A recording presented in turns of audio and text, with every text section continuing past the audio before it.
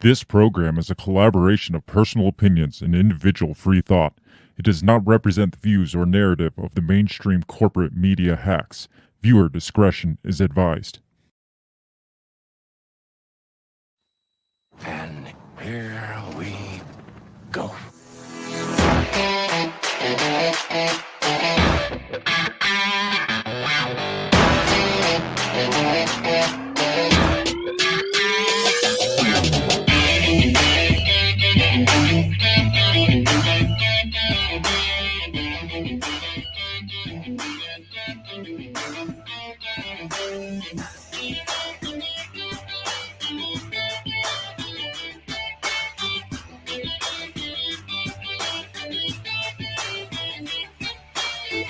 Live from the bell tower, taking a stand for your rights, your liberties, and all the bullshit in between. You're listening to Break the Bell Podcast.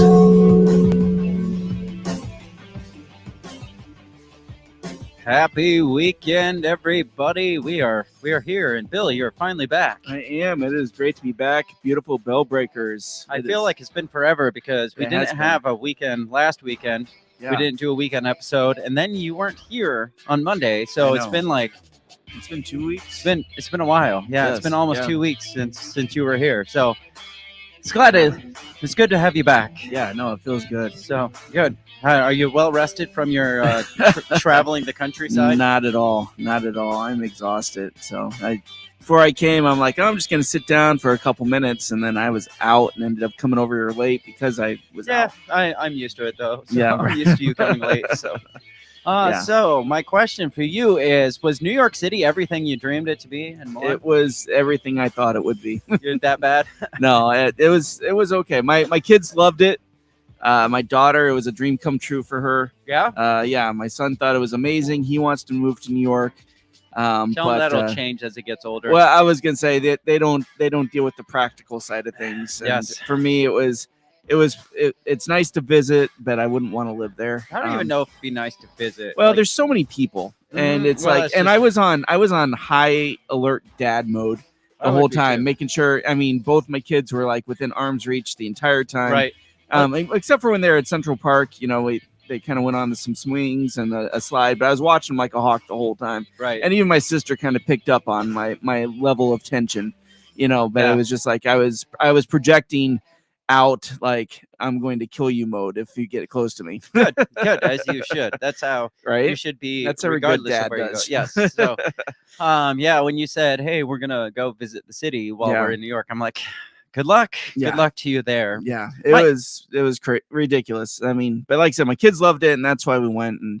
But the rest of the state, and I was telling my wife, it's amazing to me that 90% of the state is just beautiful mountainous region, and it's just then you have that island of shit, right? Yes. it's like the cesspool. It's like the dump, like the state's dump is right there. Yeah. But everybody thinks that's the garden spot. Well, yeah, that's true. But God, my kids have said for years that they want to go to New York City, and it's just every year it's like, where are we going for vacation? They're like, oh, I want to go to New York City. It's like, or we could go like somewhere for a vacation, because that doesn't sound like vacation to me at all. That doesn't sound relaxing, nothing like that. So no, like so we were living or staying about 40 minutes north of the city was where my grandpa lived, and that's gorgeous up at Bear Mountain. A lot of hiking trails, very picturesque. And then we took the train down to the city and what are the odds that I could convince my kids that is New York City? Right, like, guys, we're in New York. You want to go? This to is New York? it. This is New York City. I mean, that's what Trey thought at one point. They just zoom in on a like one building in the movies. That's right. There's just like one city block that they zoom in. And so this is really from the top of Bear Mountain, where my grandfather's reception after his funeral was. You can see the New York skyline, which is really cool. And so I was hoping that is as close as we would have to get. See it? It's over there. Yep. If you look close, you can see the Empire State Building. Yes. So, but no, it was a good trip. So, but I am glad to be back, very much so. Good. Because in New York, they don't have fountain pops. Oh, yeah. They got rid of all the big pops. And at like coming home from the city, all I wanted was an ice cold fountain pop, and there was none to be had. That's my wife was like, what kind of crap is this? You see, I freaking hate, like, of all the sodas out there, Yeah. fountain soda is my least favorite Really? because it gets watered down with ice and shit. And I'd rather, Eh, honestly, the best is in a glass bottle, but you can't find that no, shit anyway. No, you can't. But regardless of how much I hate it, I freaking hate New York because even though I don't like it, I like the idea that I have the right to drink as much shitty fountain pop as I want. They had so many crazy things going on because we ate at this restaurant that was off of Broadway, and the servers would every so often get on and sing like a Broadway song. Okay, all right, something my daughter loved, right? But apparently, there's some law in New York that servers can't get paid to do, like, they're not supposed to be able to sing and serve. And so they had a lot of bizarre rules in New York that just seemed really what weird to me. country are we Yeah, in? I know, they were very, and I told you at the gun laws, right? Yes, obviously. So I had asked my aunt, because my grandfather was a police officer and he was in the military, and so I asked, because I collect guns, I was like, hey, would it be okay if I had one of his guns?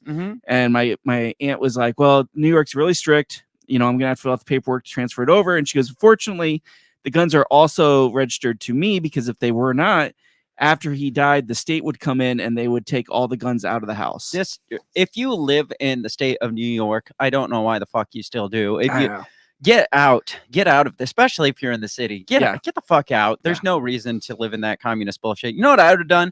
I would have, on the way, like in Ohio or somewhere like that, I would have got the 64-ounce fountain soda cup, and I would have carried it with me, and I would have bought like 3 cans of pop and poured it into the fountain cup and walked around the street carrying my giant, and been like, you can't do this. I'm doing it. That is brilliant. Next time I'm doing that. Just carry just rinse it out and through Times Square with the big ass cup of and a plastic straw too. You can't forget the plastic straw. Yes, I love that. Yes, you should have asked. You should have come to me. I should. Okay, I'm going. Well, because my wife wanted to wear one of her right-wing T-shirts. Did she do that? She did not. Okay. She did not. I think she forgot that. Which I was like, don't really. I mean, there's like rubbing in their face, and then there's blatantly poking the bear. Yeah, but like outside the city, there were Trump signs. Well, obviously, anywhere outside the city. It's just in the city, everybody's hyper liberal. So it was just interesting. 90% of the geographical area of the United States is probably Trump country. Right. It's just the cities that aren't. Yeah. Which I'm not a Trump guy, but I'm just saying, like, anywhere you get outside of it doesn't matter how liberal of a state you get out in the rural areas, and you're going to find Trump supporters. So no, absolutely. We got to get into the show. Yes. We got some news to talk about. I'm glad you survived, though. Yes, me too. We got some news to cover, and the first couple things I want to cover is some Hollywood outrage, because there's just everything that comes out nowadays. There's going to be outrage no matter which side it is. Like, I don't know what, this isn't my conversation topic, but what's your opinion of the Black Mermaid? I don't care. I don't fucking care either. I don't care. I don't care. I really don't. And the fact that people get outraged by it are the people that are opposed to the people that get outraged by like a white person playing Jasmine or something. And it's just like, oh, what's the big fucking deal? And then they turn around, they're like, what? We can't have a black mermaid. There's certain characters that, yes, ethnicity matters. Ariel of the Little Mermaid, I don't care. I mean, hell, as far as I knew, mermaids had blue skin. So I don't really care. Yeah, right. You know? So there was somebody was talking about it, and then they were talking about what was it? They were talking about who's the guy from Breaking Bad who plays the bad guy that got blown up, Giancarlo. Yeah, the black. Yeah, really good bad guy. Yeah. So they were talking about how he wanted to play a guy on X-Men. Yeah, Professor Xavier. Yes. And I was like, I don't have a problem with that. That might be an interesting take on it. Yeah, to be honest. I would be okay. But then they were talking about Denzel Washington wanted to play Magneto. I'm like, well, Magneto is supposed to be a Holocaust survivor, so that would be a little different to do. Yeah. How do you like? Yeah, I mean, what kind of mental gymnastics you got to do to make that happen? Yeah, like I said, usually I'm sure there got to be black Jews out there, but I guarantee I'm sure. During World War II. in Germany. I'm not too sure. I don't know. Yes. So sometimes I'm like, well, I'm not real sure about that. But other kinds, yeah, I don't care. Yeah, if it doesn't fit the story plot whatsoever, then yes. But when it's a mermaid, who fucking cares? But all this to say, it doesn't matter what the show that comes out. There's going to be people outraged. There's going to be people upset. Yeah. The ones that bother me the most is when people get pissed off about an accurate depiction of like a horrible person because they're like, I can't believe that we're portraying such horrible shit on TV. Right. The one I want to talk about first is the Jeffrey Dahmer Netflix series. And I talked about this with my brother on the Two Scoops podcast on Thursday because people, and this one cracked me up because Netflix decided to tag it LGBTQ plus whatever. And people were like, what the fuck? How are you going to tag this? It's like, well, it kind of is. I mean, in a way it is. Yeah. I mean, gay people need their horror stories too. Right. So, I mean, there's horrible people on all sides of the spectrum. I feel like it was a stupid call for them to be like, and I said, this is exactly what I said on the Two Scoop show. I was like, if you like Queer Eye for the Straight Guy, you would love Jeffrey Dahmer series. It's just like, what were you thinking when you tagged that? But the latest is people are realizing just how horrible of a human that Jeffrey Dahmer was. And like, oh my God. Yeah. Why are you? It's like, he ate people. How it doesn't get worse than that. We're going to get into this, but and it wasn't even for survival. So it's not even like Whoopi came out, our favorite person, and she is outraged by this because let me see if I can find the article, because relatives are still alive, and she's like, oh, it's really insensitive. And this is kind of, and like people are like, I can't believe we're portraying such evil, like realness. It's just like true crime has been a #1 seller among white women for forever. And so I don't know why all of a sudden Dahmer comes out and they're like, oh my God, this is too real. It's like, yeah, it's supposed to be fucking real. Right. It actually happened. Yeah. So that's same with all true crime. There's and true crime podcasts. There's true crime TV shows, documentaries. There's so like, and there's always going to be relatives. Yes. Like I said, there was people complaining about the Titanic, right? Because their relative was the guy on the boat who wasn't letting kids or go or something like that, and he ended up shooting himself, and his relatives got pissed off, and we're like, well, that didn't happen. And it's like, well, nobody was actually there, but and it's a dramatization. Who fucking cares? So there's a couple things about this series in the news right now, but the first one I want to talk about is this whole sizing the series, because this is from NME.com. Says Whoopi Goldberg criticizes enraging Jeffrey Dahmer Netflix series.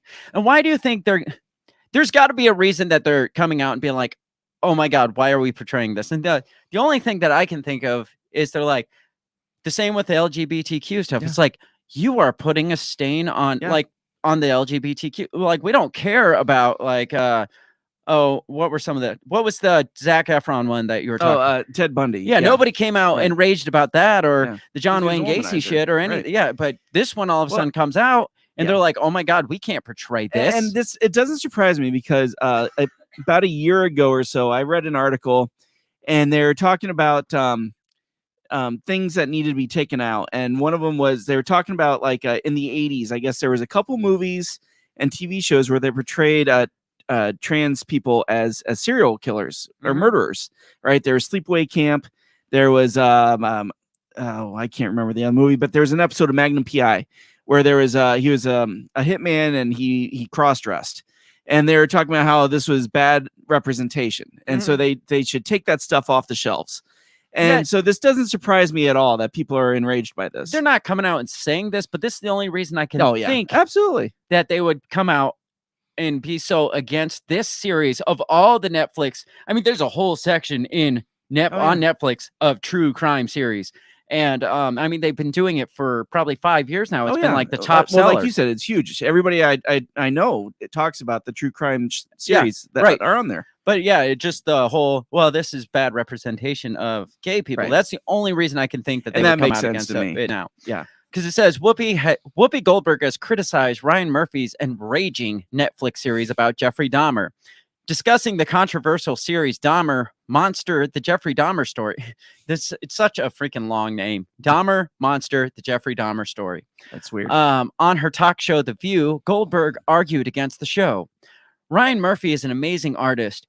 If that were my family, I would be enraged, she said. Well, yeah, I mean, that's any family that goes through any of this shit. But they probably won't watch it. She goes on, she says, because it is being killed over and watching your child get killed, and then you have to listen to how it went and all this other stuff. As a person who's lost someone like that, it's just, you can't imagine. She continues, over and over, I think you're going to tell these stories. Be aware that a lot of people who are part of these stories are still with us. Again, yes, you are absolutely 100% correct. But why? Nobody gave two shits a week ago before the Dahmer series came out. Well, and my question to her would be, what was her thoughts on the Hilary Swank movie? Was it Boys Don't Cry?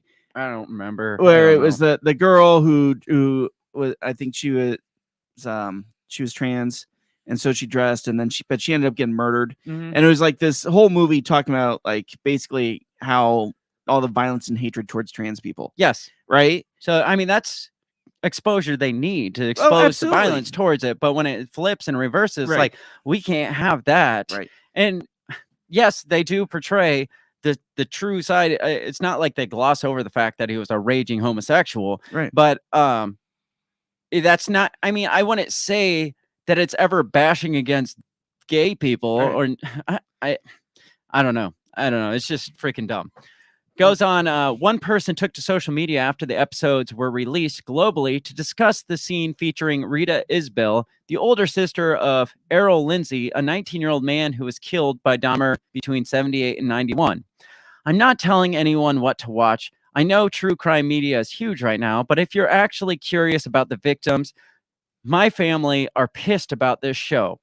And rightfully so. I mean, you have the right to be pissed. Absolutely. That Netflix or HBO or whichever station are capitalizing on your family's tragedy. I mean, that would piss me off a little too. Yeah. And the show isn't about they didn't make this to warn people of serial killers. It wasn't like a public service announcement or something. No, it was for Netflix to make fucking money and capitalize on the fact that people love true crime series and they love serial killer shows and movies. And Dahmer is one of the most sensational serial killers to come out in the last 50 years. Yeah, I mean, he was big during our lifetime. Yeah, and like most of the people that are listening, he lived like in the area my grandparents live in. Yeah. So I mean, so I mean, this was huge, especially in that area. Yeah. So I mean, yeah, it would be frustrating as a family member to know that Netflix is making billions of dollars off your family's tragedy. But you didn't care when it was somebody else's family, or Whoopi didn't care when it was some of these other series. Right. Yeah.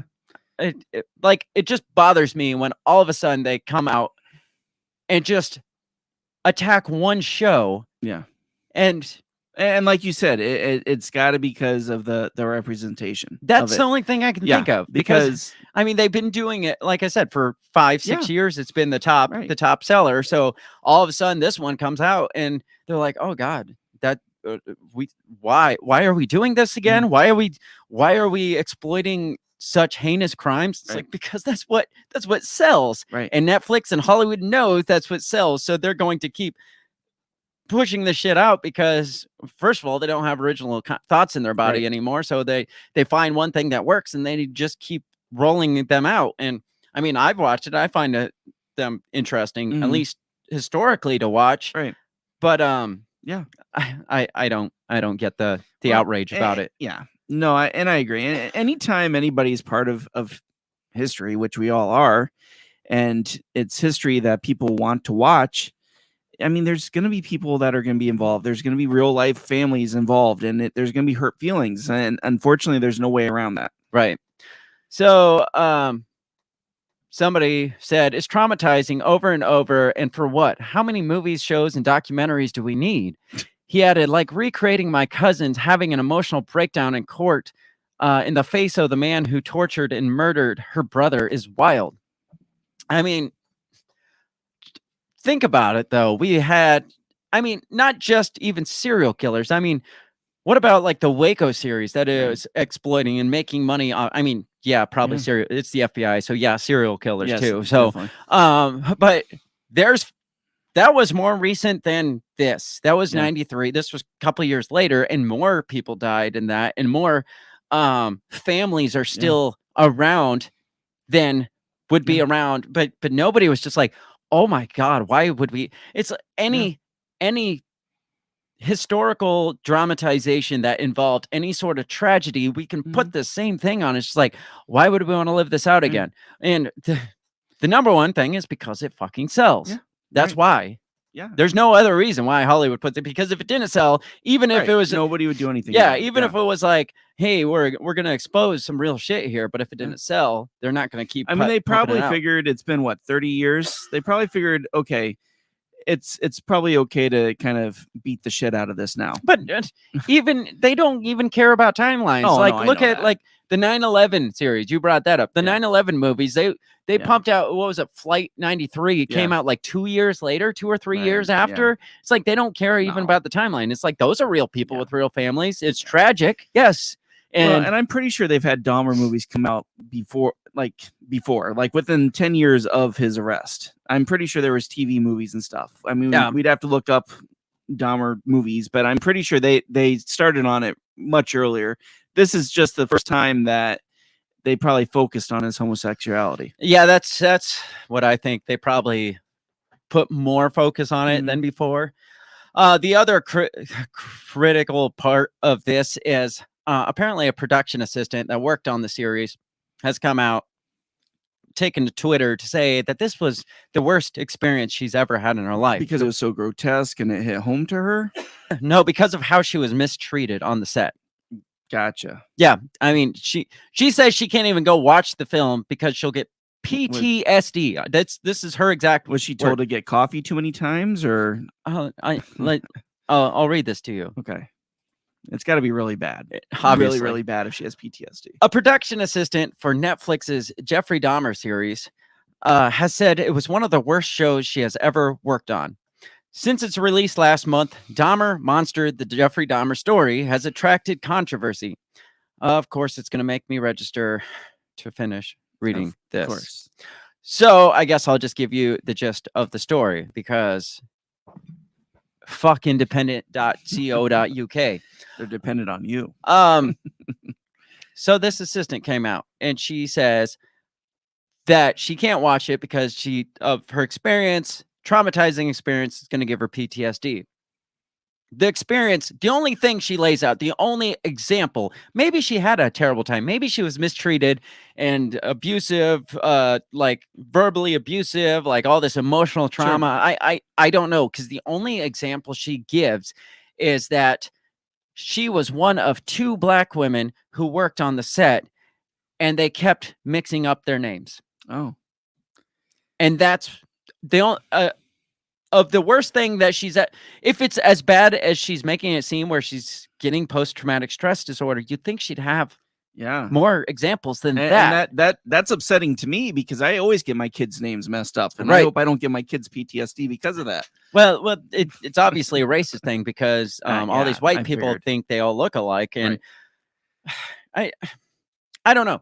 I don't know. I can't say what kind of experience she had, but you'd think she'd have at least one other example. Right. And that is, I mean, I've looked at a couple other resources, and that's all I can find is they mixed my name up with this other black woman who is clearly taller than me, and we don't even have the same hairstyles. So I don't know why. And I had to memorize like 200 other names of the cast and set and stuff. So why couldn't they memorize my name? That's horrifying to me. And it's just like, how many series, if that's the worst experience you've ever had, you've had a pretty cushy life. Yeah. Like, Shannon, this is the wrong coffee. I'm not Shannon, I'm Chandra. It's like, how dare you? Yeah. I'm gonna have nightmares about this forever. I'm never doing film again. Good God. Yeah. That's ridiculous. What do you think about that response? No, it's ridiculous, and it sounds like she's looking to just get some attention out of this thing. She's like, yes, it upsetting that they're really pumping up the gay angle, but let me tell you what happened behind the scenes. Yes. There was two black women as production assistants, and they could not get our names right. I mean, is it that hard? And she didn't even come out and say, I can't believe the lack of diversity in this cast or this crew here. The only complaint I got was that she like at least verbalized. Maybe the rest was so terrible she didn't even want to. She couldn't even speak It's about possible. it. Maybe. I mean, you got to give her. I'm sorry to her, but as a production assistant, I'm going to say this. You probably just were not important enough to remember. That's what I was going to say. Did they remember any production assistants' names there? They probably like just didn't care. That guy. Yeah. Come here, coffee girl. Come here. Right. I don't know. I mean, when I was in boot camp, I had this guy that was like this drill instructor that was like Schmidt. Be like Smolt, and he's like, I don't give a fuck. Yeah, right. He's just like, so why are you even trying? Yeah. Why are you even trying to pronounce my name if you don't give a fuck when I correct you on it? Because he cared a little. Now I have PTSD, and yes, anytime I watch like a military movie, it gives me post-traumatic stress disorder. So, and in my defense, there was another white guy named Schmidt. So the fact that they couldn't get us straight gave me PTSD. So bad for you. I didn't even know this happened. Yes, I know. Well, I don't usually talk about it because it breaks me up emotionally. Wow, well, thanks to whatever her name is for opening these boundaries. I don't know her fucking name. Kim Alsup. We'll have to remember that. Sure. Nobody cares, Kim. I don't know. Have you seen any of the series? I have not, actually. Yeah. No, I'll check it out because it's always interested me. Like you said, it was in our lifetime. Yeah. And it was pretty close to where my dad grew up. So it always interested me. So, but no, I'll check it out for sure. Does it bother you that they capitalize on some of these grotesque murders and stuff? Does it bother you that Netflix? I mean, no, because most serial killer shows and movies are at least semi based on true stories. Well, and that, I mean, look how popular, stupid as fuck, but popular the Friday the 13th movies are, the Halloween movies. Right. I mean, people are fascinated with killers. Yes. Right. And so, and if you put some truth around it too, it does, they're like, wow, this that makes it scarier, and that's what people want to see. Yeah, this actually happened. Yeah. So no, and I mean, like I said, Jack the Ripper has always been one of my most fascinating. I love watching Jack the Ripper stuff. Yeah. And Dahmer is even worse than Jack the Ripper. So why wouldn't people want to see it? Yeah. I mean, I think it's stupid. I think it's stupid when they come out and the thing that they're pissed about is the reality of the real thing that they're portraying. It's just like that's what's bringing people in is the reality of it. I can't believe how much of a horrible person that they're portraying on. Yeah, he was a horrible person. He ate people. And that brings me to the next Netflix movie that there is outrage about, and that is the Marilyn Monroe the drama documentary movie thing. It's not even a documentary. It's like a biography. It's what did they call it? It's a fictional biography or something like. So it's like fictionalized biographical film or something. So they took a lot of creative liberty in this. Okay. So this one though is getting a lot of heat because and remember, you know who Marilyn Monroe was, right? I mean, yeah. She was she was the very definition of sex and beauty in the 60s. Yes, because that's what they portrayed her as. Yeah. That's what they turned her into. Her claim of fame. Yes. Apparently critics are ripping Blonde because it's exploitative and sexist and self-indulgent act of cruelty. And that was the tragedy of Marilyn Monroe, right? That's the whole point. Yeah, exactly. The her face whole of her life was glamour and beauty and sex, and behind the scenes, she was forced to be this object, and that's why she killed herself. Right. That's the tragedy of it.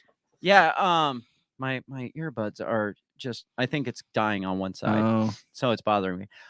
Yeah, her whole life was exploited. It was the stuff surrounding her life was misogynistic. It was sexist. Absolutely. It was like they created this character based on sexism and based on misogyny and based on exploiting her, based on probably, she's probably like could be the poster child for the hashtag Me Too movement because of all the shit she had to endure during like casting and stuff.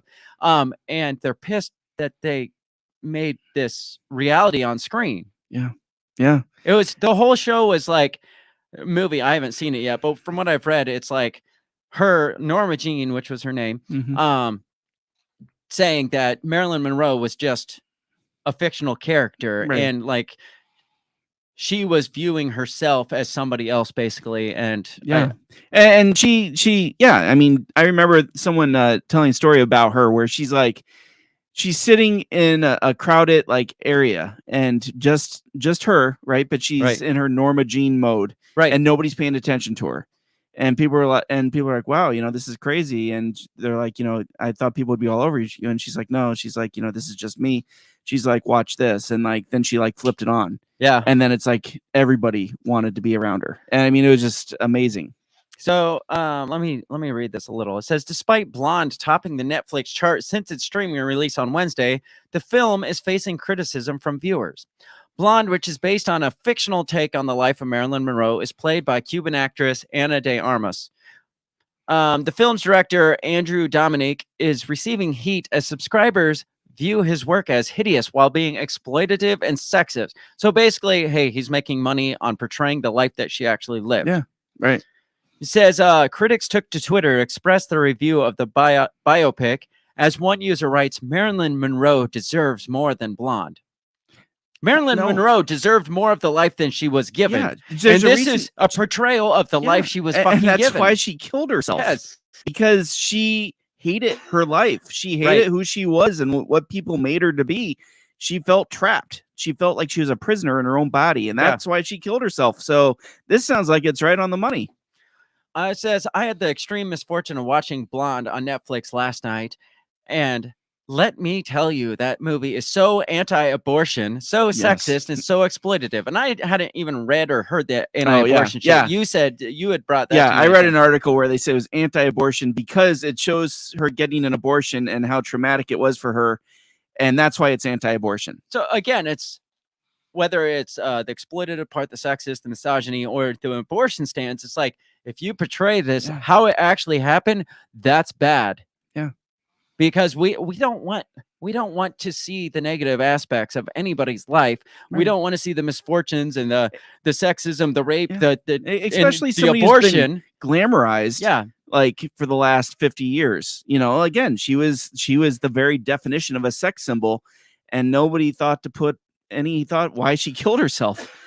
And how great and flowery do you think abortions were in the 60s? Right. Yeah, exactly.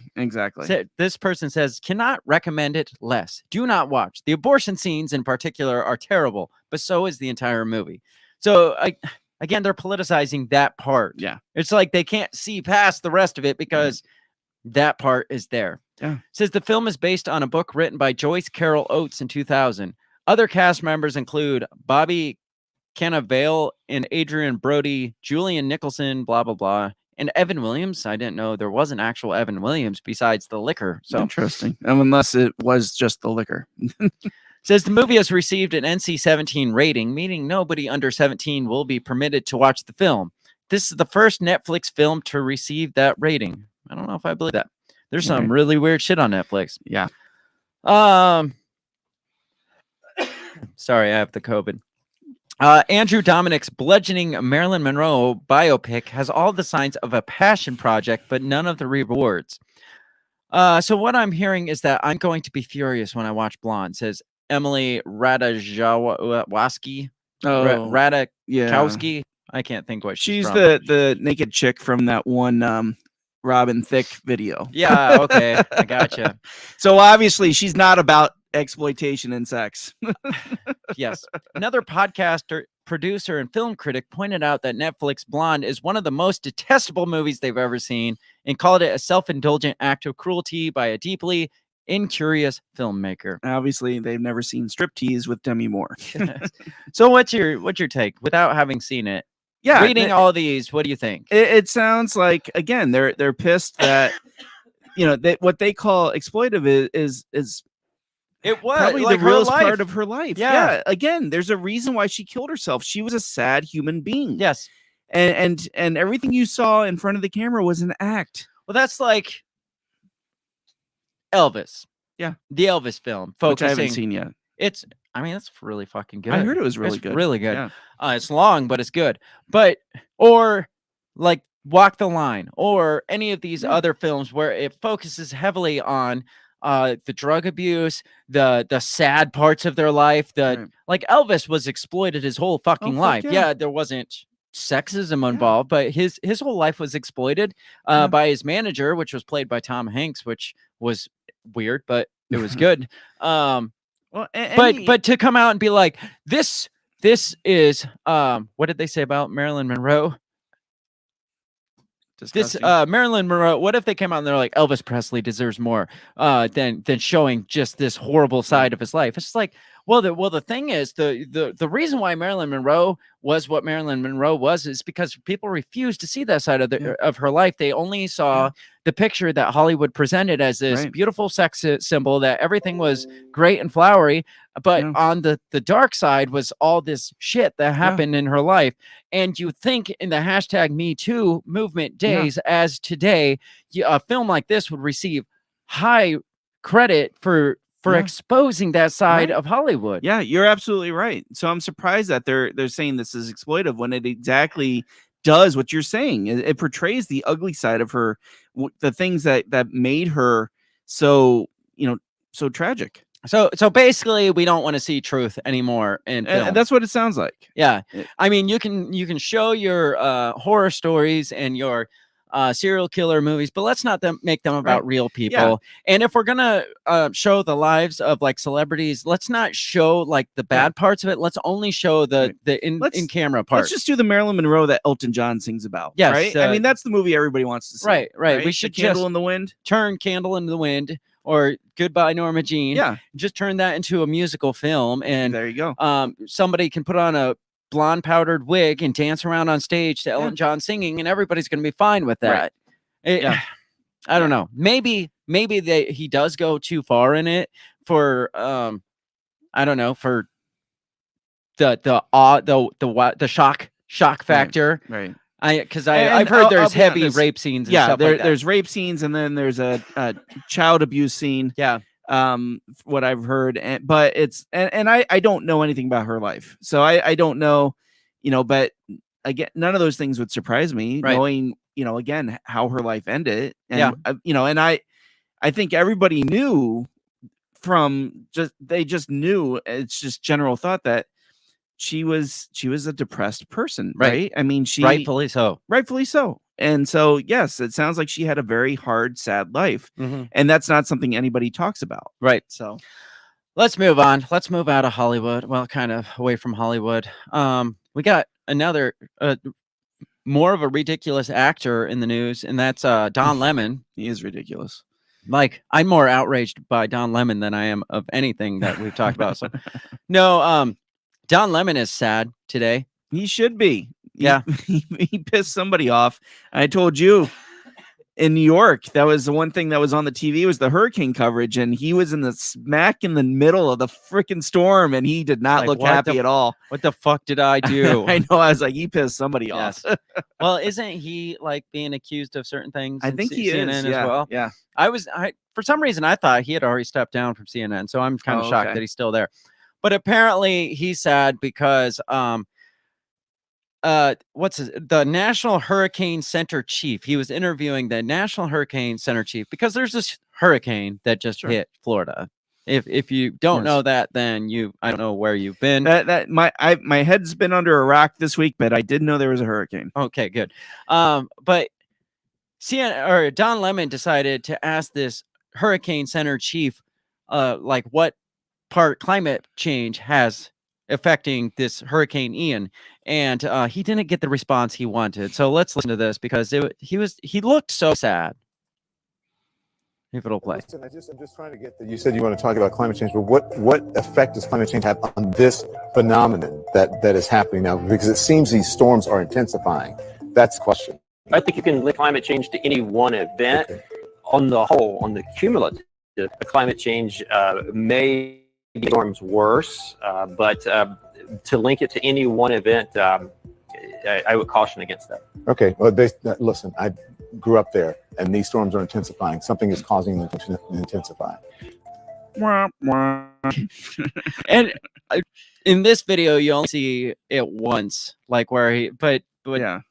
I think this goes on longer than what we just saw because he says it like 3 times, and the the Yeah. hurricane specialist guy there, like several times, like, no, like I said, you can't link climate change just to one event. You can't just play this.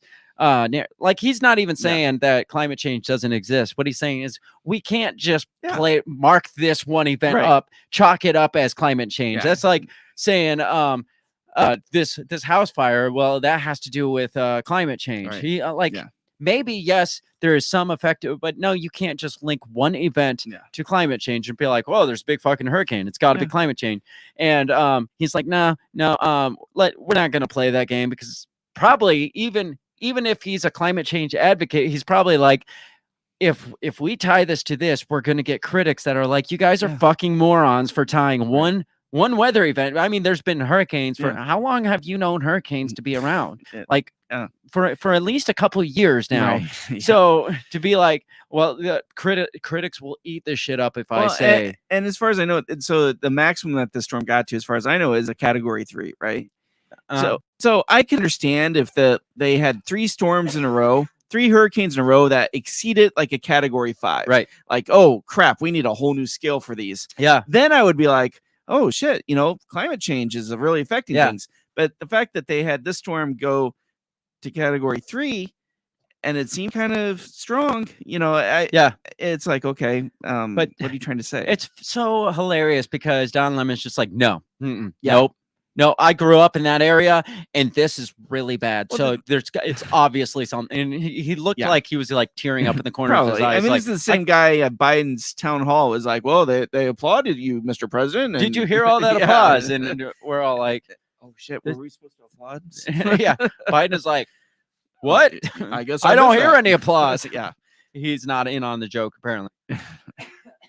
But it's so funny to me because he seems almost offended that this guy didn't he's not play into his story. Like he's like, I had so much more to go on with this, and but you just shut that down. So what am I? He rips off 3 pages and crumbles up. Fine, no climate change then. Yeah, he's like, I guess this interview is done. Goodbye. Yeah. It's just, I grew up in this area. Yeah, and right. This I don't even know what that means. This is really this is big. Yeah. Okay. Don. Yeah. It's just obviously I don't know what I'm talking about. I'm just head of the hurricane center. Right. Because it goes on, it says CNN's Don Lemon was shut down by acting director of the National Oceanic and Atmospheric Administration's National Hurricane Center on Tuesday. Yes. After he asked about the effect climate change had on Hurricane Ian. Jamie Rohn joined CNN's Don Lemon tonight to talk about Hurricane Ian, which is nearing Florida's coast. Apparently, it strengthened to a Category 5. By the way, it did. So you are under a rock. Mistaken.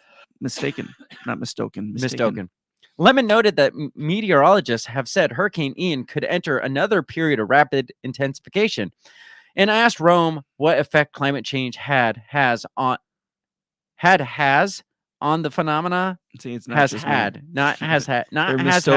but has. On the phenomena, he calls it. A hurricane is a phenomena. We come back and talk about climate change at a later time. I want to focus on the here and now, the guy said. He's like, yeah, there's a place and time to talk about climate change, but right now, this here is a hurricane.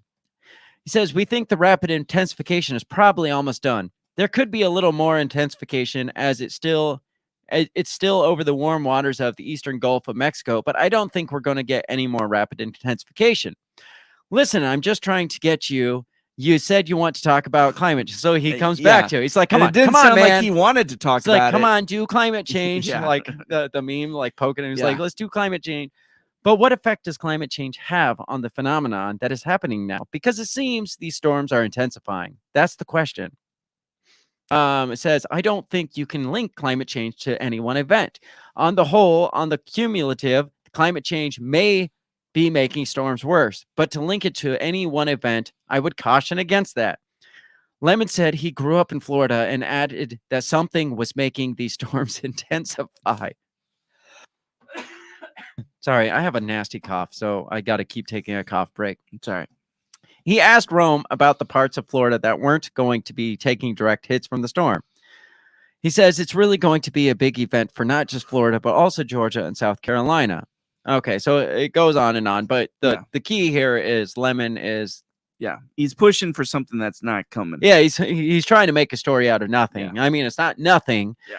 And the whole thing, to politicize this as a climate change event. This is, again, even if this was climate change related, this guy is saying this is not the time and place to talk about climate change. Let's talk about what's going on right now. People's houses are being flooded. Right. People's lives are being destroyed Absolutely. and upended. And you want to talk about, hey, we need to pass climate change bills right now because let's talk about the 53 the families. People. Yeah, the families that lost lives, the millions of people without power now, the millions of homes destroyed. Fort Myers looks like a war zone. Yeah, I mean, there's boats all over town. Yeah, it's more or less like, hey, can we wait for the storm to blow over before we have your political discussion here? Yeah. Is that okay? Yeah, right. And Don Lemon's like, no, I grew up there. Yeah. This is climate change. Yeah. Something is making this storm bad. Yeah, it's a hurricane. Yeah. I mean, that's making storms happens. bad. Yes. Yeah. I mean, I've heard of a couple other hurricanes. Yeah. That have happened in the last 100 or so and they're years. all and usually they end up being pretty horrible. And something makes them bad. That the storms are just bad. So let's move on to we're running out of time. We need some Aerosmith playing in the background for this next one. This next one, yes. Yeah, we definitely. need some Aerosmith. What was that song again? Don't Want to Miss a Thing. Oh, yeah. Absolutely. So this is the most real thing to come out of Hollywood. A rocket ran into an asteroid. Was Bruce Willis on that rocket? He had to have been. Well, side tangent. Bruce Willis. Did you hear he sold his rights to deepfake movies so they could continue to make movies about? That's crazy. Well, and that goes along shortly after James Earl Jones just retired. Yes, and signed over his voice. Well, I mean, they have enough recordings of James Earl Jones' voice that they could clip together an entire movie. But between that and Bruce Willis, it's like, are they going to need any actors ever anymore? And that's the sad thing. That's really sad that we got to the point where within not too many years from now, we won't even need actors. We can just mask their face and mask the next Expendables movies is going to have John Wayne, Clint Eastwood, Gary Cooper. That would be badass, but weird at the same time. It's creepy, in my opinion. It is creepy. So back to what I was talking about. Asteroids. NASA, which obviously tells the truth all the time, shot a rocket at an asteroid. Just like the video game. Yes. And so this is supposedly not the the CGI dramatization. This is supposedly the real thing video. Right here. Yes.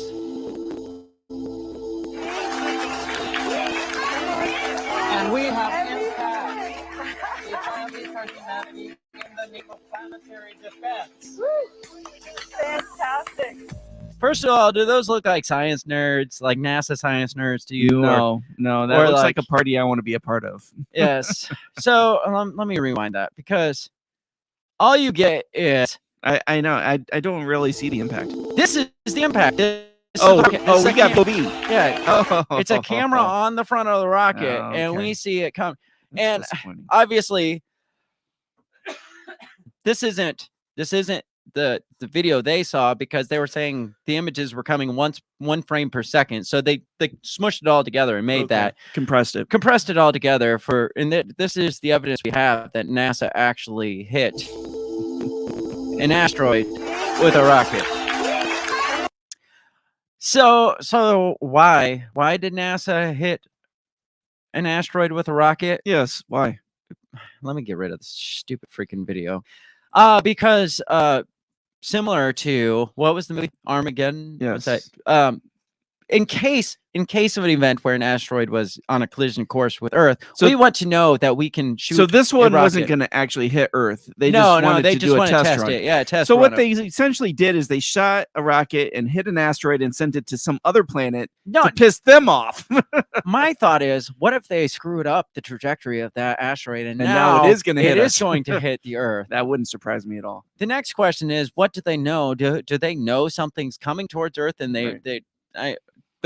my biggest thing is, I don't think this is real at all. I think they're trying to justify spending fucking money. Yes, NASA's and spending Star money. Force. Yes, Space and Force, yes. Space Force, and yes, they're trying to justify that. This stuff. says, this is from CNN. It says the DART mission made history this week when it successfully slammed into an asteroid, and we got to see it happen live from millions of miles away. So Ooh, basically, they spent billions of dollars to crash something yes, into something, and Yes. I don't know why this is history. Yeah, I guess probably because it's such a small object, and to get the calculations and measurement just right to, I don't know, but. It says, as the spacecraft for NASA's double asteroid redirection test neared its target Monday, images streamed back to Earth at the rate of 1 per second of the asteroid Dimorphos, which orbits a larger space rock called Didymus. Each image proved better than the last, and in the seconds before DART's impact with Dimorphos, the surface of the small moon filled the entire frame. Dimorphos, which had never been seen before, turned out to be an egg shape and covered in boulders. If it's never been seen before, how'd they know it was fucking there? right? Like, how did they know there was an asteroid there to shoot out if we'd never seen it with, Yeah, like, Hubble telescope or something out Right. there? I don't know. It says the rocky asteroid has surprised scientists who are eager to study the images captured by DART before it crashed in a blaze of glory. Researchers estimate it will take about 2 months to determine whether DART was successful in changing Dimorphos' motion in space in humanity's first test of asteroid deflection technology. So their goal was, they think that they slowed this down by like 1 mile per hour or something, and like tightened, so it's gonna tighten, like, it's because it's revolving around another space rock, apparently, course. supposedly. And that space rock is only like 10 times the size of this space rock. So how is it revolving around it? I wouldn't think there'd be enough gravitational Right. pull, but I'm not a scientist. I don't fucking know. So think about this though. Like, we shoot this rocket at this giant asteroid, and we think it's going to alter its trajectory to the point where it's not going to hit the Earth. Does that sound plausible to you? no, Let me tell you how. Like, I did a little bit of math here myself, Sure. because it seemed off to me that something so small hitting something so large. Right. And then I was like, well, maybe the space rock wasn't that large, and it was a even in really the big movie, they rocket. had to drill really deep into the center to place their nukes. Yes. to get it to knock off course. So I looked up the numbers here, and Okay. they estimate that the space moon, which was, what was the name of it? Dimorphos, Yes. is 5 billion kilograms Okay. in the mass of it. The mass, and that's just a guesstimate. They don't know for sure, but they're guesstimating 5 billion kilograms. It's a lot. The rocket they shot it with was 610 kilograms. Hmm. That is 8.2 million times the size of the rocket they hit it with. That would be the equivalent of you shooting a BB at a Dodge Challenger and hoping it alters its trajectory. That makes sense to me.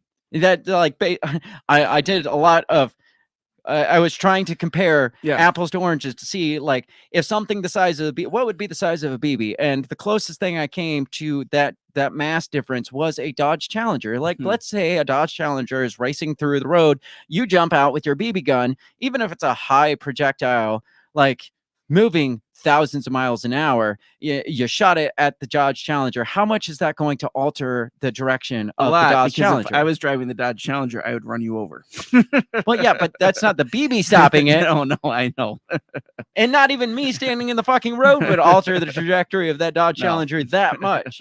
And this asteroid, they're saying, is about roughly the size of the Great Pyramid of Giza. That's about how big it is. Yeah. And you're throwing something at it about roughly the size of a brick. Dodge Toyota pickup truck. You're not going... Yeah. Yes, it might make a big old, like, boom on it. Yeah. But it's not going to shift the trajectory of Yeah. the fucking space rock. I'm sorry. I'm Well- not a scientist, but my brain says if you shoot a BB, no matter how fucking fast, Right. at a Dodge Challenger, no matter how fucking fast it's moving, it's not going to move it. Right. Yeah. A couple of things with this. I agree with you. I think this is complete bullshit.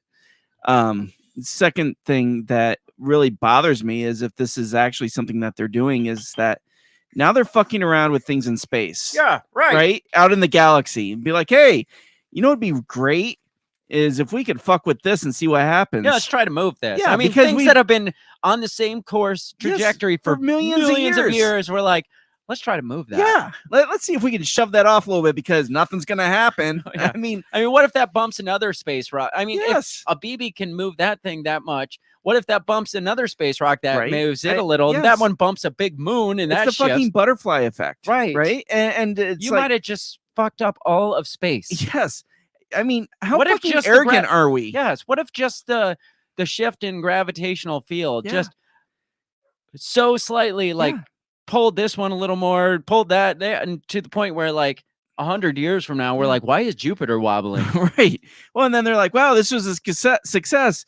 Let's try something bigger next time. You know they will too. Oh, fuck yeah, they will. I mean, it's bad enough for putting people in space, let alone like trying to move the shit in space. Yeah, so this is very disturbing to me. Yes, I don't know. So stupid. But again, I don't fucking believe. No, that's I don't true. think we actually did this. I don't either. I think it's just another way to say, hey, give us billions more dollars to shoot more shit. Like I said, I certainly hope we're not that dumb. But we are. I know we are. We But are like you that said, dumb, but it didn't happen. Right. Yeah. Because fortunately, we're more greedy than we are dumb. So. Speaking of greedy and dumb, the last story I have is blowing something else up that has more of a short-term impact on us. Sure. And that is the explosion of the Nord Stream gas pipeline. Yeah, and I had not heard of this. I don't know how you had not. Again, my head has been under a rock for the last week. Yes, indeed. So the story goes that somewhere outside, it was like, I can't remember where it was, like it was in the northern areas, like around Sweden and those areas. Okay.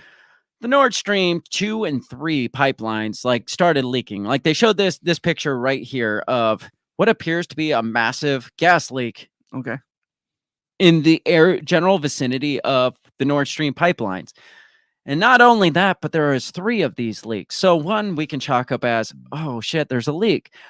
3 of them in roughly the same spot. It's like, nah, this was fucking sabotage. Who do you think would be responsible for sabotaging the Russian pipeline to Germany? I mean, I would go. I mean, a spoiler alert, but I'm gonna have to say probably the United States. Yeah, not Russia, because that seems to be what everybody else, at least the people here, are like. Well, obviously Russia would do that. But why would they obviously do that? Because they don't want to supply gas to Europe, who doesn't support them. But my response to that is all they have to do is go. Right, and turn the damn thing off. Yeah, exactly. They don't have to blow it up. Exactly. Because at some point, they might get to the point where they're like, oh, we won the war. Now we want to sell all our gas and oil to these people again. You still want to pay billions of dollars for gas? Okay. Yes. So there's some people that are pointing the finger at Russia. There's some people that are pointing the finger at America. I don't know, but from what I've heard is that there was U.S. helicopters doing drills in that area, and what usually happens when we find the United States has been doing drills in an area? Shit's about to go down. Yeah, always something happens every single freaking time.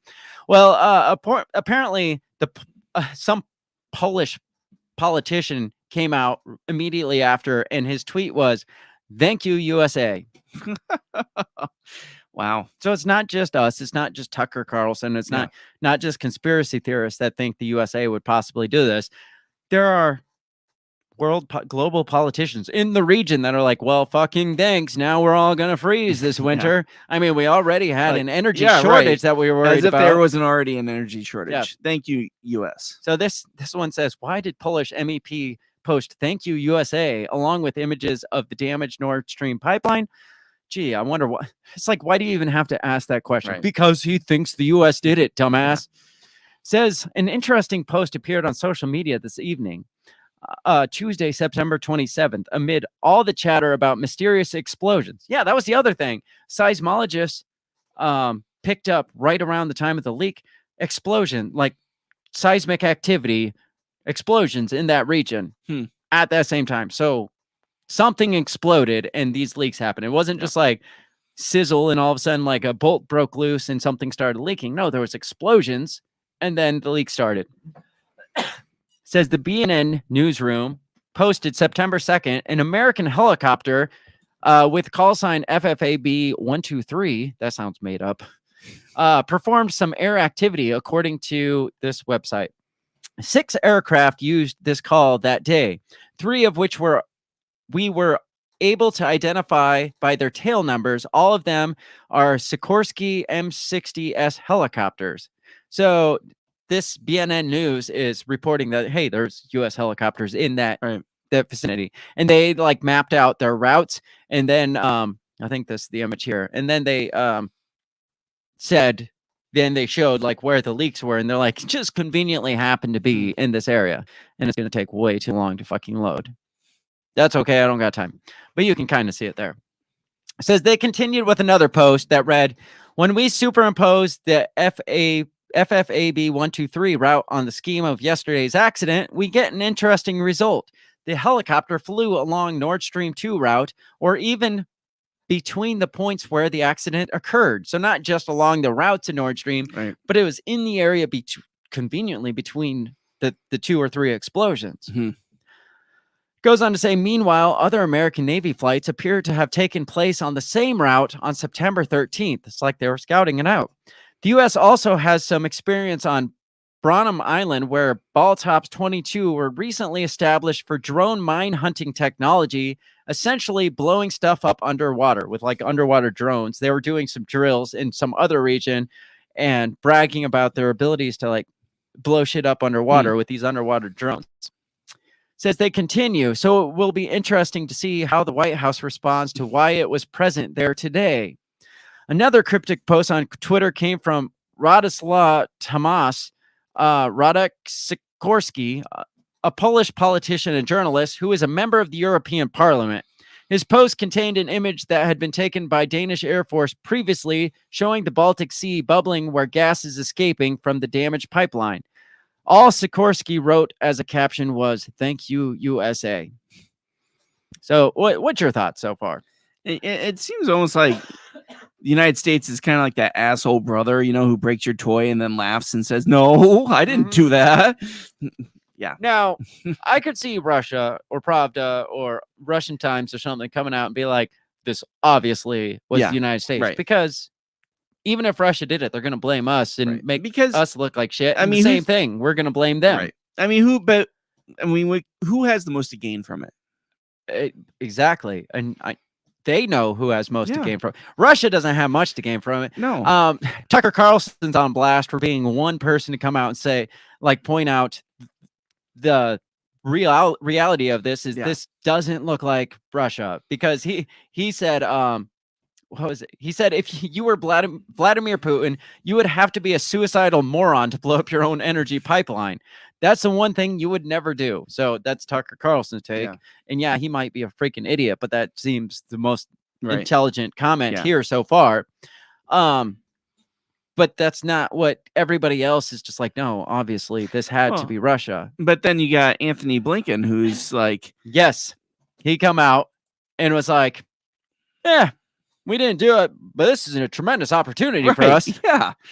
I mean, the balls on this That's guy. what I mean. That's the asshole brother there. The balls on these people to come out and say, because it says Secretary of State Antony Blinken said Friday in a Friday joint press briefing with Canada's top diplomat that the damage and disruption to the pipelines are being seen in Washington as a tremendous opportunity to greatly reduce European energy imports on Russia. Wow. So it's just like, oh, I'm not saying we did this, but this is really good for us. Right. He continues by saying that, like, he pointed out that the United States has now become the leading supplier of liquefied natural gas to Europe.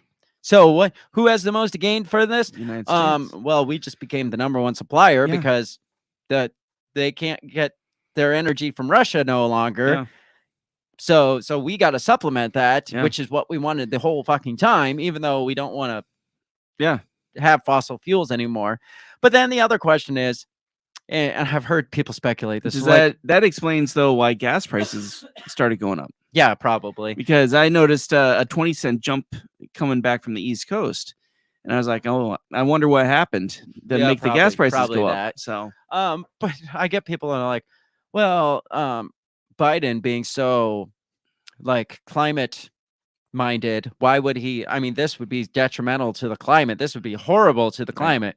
It just shows how little they fucking care about the climate. That's all. That's all that is. It's just like, they want to say that they care about the climate, but at the end of the day, they don't care about the climate. Exactly.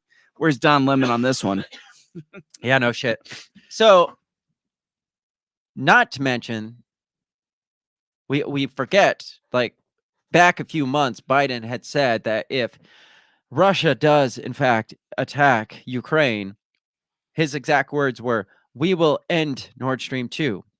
He didn't say how. Yeah, well, he didn't say, "Yeah, we're going to start getting our gas elsewhere." His exact words were, "We're going to end Nord Stream 2 or 3 or whichever Nord Stream we're ending." So, it would not be surprising to me if this was the United States. If you're Russia, right, and say you have intelligence that says this was the United States, is this an act of war? The real question is, if you were Germany and you found out this was the United States, your ally, cut off your energy supply, and during an energy crisis, by an act of sabotage, would this be an act of war? Like, Yeah. who do you say stay on the side of the United States if that happens? Like, what do you do? Like, that was my question, because I wasn't like, oh shit, Russia's gonna be pissed. No, I was like, oh shit, our own allies are gonna be so pissed at us. Like, what do you do if you're like Poland or Germany? And like, what would the United States do if Germany came over and just like hacked off our like internet lines or something? I mean, we'd be pretty fucking pissed about it. I mean, you gotta think that the tides would start to shift on who supports who if it actually came out that the United States did that. Even if it was like, hey, we're gonna win the war somehow, let's fucking cut off the energies. But they're you're not hurting the Russians, you're hurting us. That's who you're hurting. If wintertime hits and they're like, thousands of people are freezing to death because they don't have the energy. Yeah. I mean, this becomes a major ordeal. I mean, even politically, like the higher ups that are in on this whole thing, they're like, oh no, it's not that big a deal. The people of Germany are going to be fucking pissed.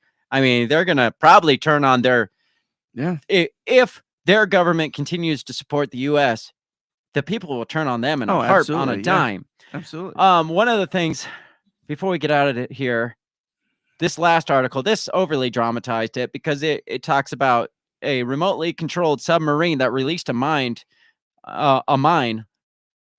on the gas pipeline. It's just like none of this has come out, so I don't know where they're getting all this dramatization. But this one was interesting to me because it was talking about like who did it and why would they do it?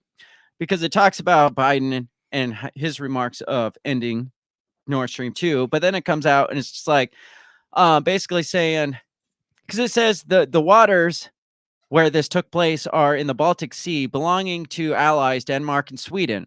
Says Russian vessels are entitled to those areas, which is exclusive economic zones to U.S. allies.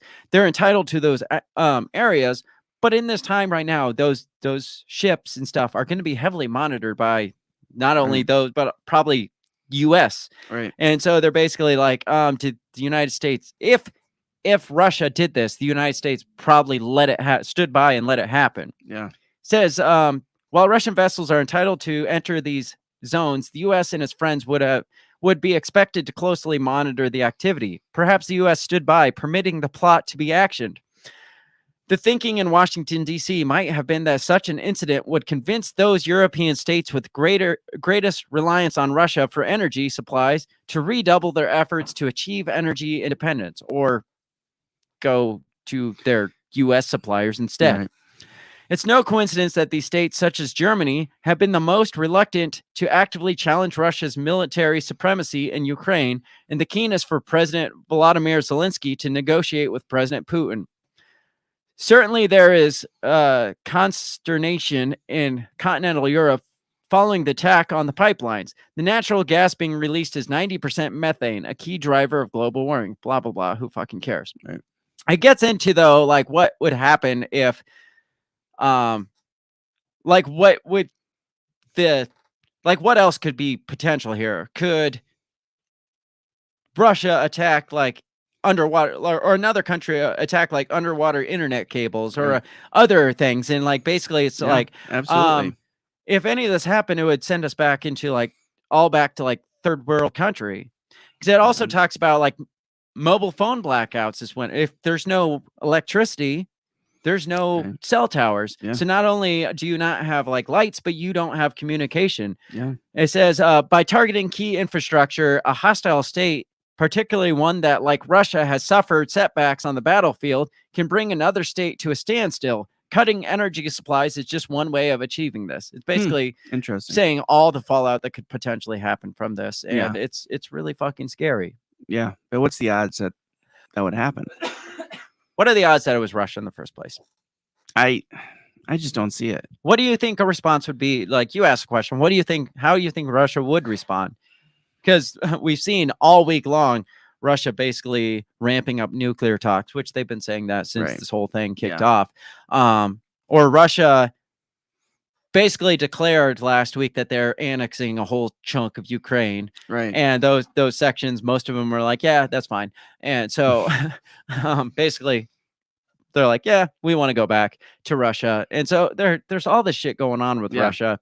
And so for this to happen, if it was the United States, do you think Russia cracks down more, or do you think I feel like it would just be a win for Russia, because it's just like, well, those guys were my enemy anyway, so their energy's cut off. I don't have to cut them off myself now. You already did it for me, so now I'm just going to turn it off on my side, and you guys just suck it. So, I mean, I don't know. I mean, I guess if they weren't really, I mean, I guess it just deepens the divide, because they were pissed that Sweden had joined NATO anyways, right? So if this attack happened, if maybe Sweden allowed the United States to come over there and do something, I don't know. Or maybe Sweden did it for them. I mean, Sweden didn't do it. No, that might be their initiation into NATO, right? Like gang hazing. You gotta blow up the pipes if you want to get in. Do you know what that's gonna piss off? Do you know all the bad press that's gonna put, all the pressure that's gonna be?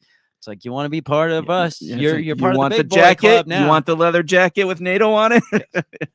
I don't know. It's gonna be a bigger mess. Do we have any argument for why Russia would do this? Do we have any plausible reason? Because that seems to be most networks are saying this obviously was Russia. I just don't see it. I just don't see any logic into it. I just really don't.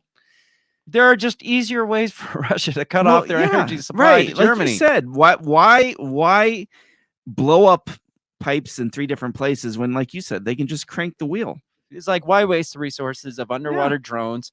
Why blow up key infrastructure that if your whole goal was to take over the entire world, which is what they make us think, well, you're going to need that infrastructure there at some point. Even for your own people once you take Germany over. Right? I mean, I could see maybe if Russia felt like there were like backs to the walls, it's like, fuck it, just blow up everything. Yeah, but like they're not there though. No, they don't feel they're there. No. So I don't feel like that's a plausible solution for them. Like I said, the United States is the only one that had anything to gain by this. Yeah, and Antony Blinken made that perfectly 100% clear. Right. When Antony Blinken goes public and says, this is a great opportunity for us, again, what's Germany's response to that? Motherfucker. It's like, what the fuck, dude? Same side, man. Same side. Yes, exactly. It's like, we didn't do it. So what if Russia, right? They double down, right? What if they send out like 100 tanker trucks to bring oil to Germany to help out in this time of crisis? I think Germany would have to switch sides. Yeah, they'd have to. Right. Like, it's like, well, these guys are actually providing us with oil and natural gas, and you guys are just blowing shit up. So, and I'm sorry. I mean, Putin is not a James Bond villain. He's not going to blow up the pipe so everybody would think it's the United States so that people would turn to him. Oh. I mean, that's just not the way the world works. No. So, I don't know. And unless the fact that Klaus Schwab. Yeah, maybe that was it. Maybe this is just all a ploy to get people on solar energy. Yes, that's what this was. Well, but seeing that's the other thing, that I can see Biden doing it to push that narrative. Yes, to push that narrative. It's like, look at that horrible leak, methane leak. Yes. I mean, do we want methane leaks in our ocean? It's like, you fucking blew it up. It wouldn't have been there if you hadn't blown it up. Right? It's like, where's the climate change activists push to outlaw bombs? Yeah. Because how many bombs have attributed to like methane leaks and gas leaks and nuclear explosions and stuff? It's like, just outlaw bombs and then we'd solve like a bunch of our problems. Outlaw the military, because how bad is the military for climate change with all their tanks and their bombs and their guns and their drones and you know the drill. So absolutely, we destroy the environment. Yes, and we are way over our time too. And here you thought it would be a short one. I did. So we got to get out of here. Final thoughts on this week in the news. You know, I think people are missing the bigger narrative of the Dahmer story, and that is that it makes meat eaters look bad. It does. Meat eaters look bad. Yes, people who like to eat meat, not vegetarians, it makes us look bad. Yes, I'm a little offended by the Dahmer. Do you think there's any vegetarian cannibals out there? I hope so. How would that even work? I don't know. I don't know. Vegan cannibals. They come up with impossible flesh. Ooh, it tastes like real. It tastes like real liver. Plant-based human flesh alternate for the vegan cannibals. On that note, we're definitely going to get out of here. Have a great rest of your weekend. The last couple hours that you have. Make sure you join us tomorrow night for the live edition. The main episode, which is 7 p.m. Central Standard Time, just like every Monday night. We're going to have another fun-filled episode. No idea what we're going to talk about, but I guarantee you it'll be awesome. So make sure you come back for that. Check us out all over social media. Share the shit far and wide, because that's how we become bigger and better, and we can entertain more people the way we do you. So share it around. You can find us on social media at Break the Bell Pod, or just look us up. Google. We're all over. Go to breakthebellpod.com. You can find links to all that shit too. So have a great rest of your weekend. We'll talk to you next time. Peace. Goodbye. The Break the Bell podcast is brought to you by you. So pat yourself on the back, because without you, we would be talking to ourselves. A special thanks to our Patreon members, Justin Zielinski, Remzo Martinez, Stephanie Parker, and T.O. Jacobson. A shout out to our sponsors, Run Your Mouth Coffee, the On the Run podcast, and Goulash Media. If you'd like to help support us, visit patreon.com/breakthebell or buy our garbage at breakthebell.bigcartel.com. Get back here next week and let us continue to invade your ear holes. And as always, never stop talking.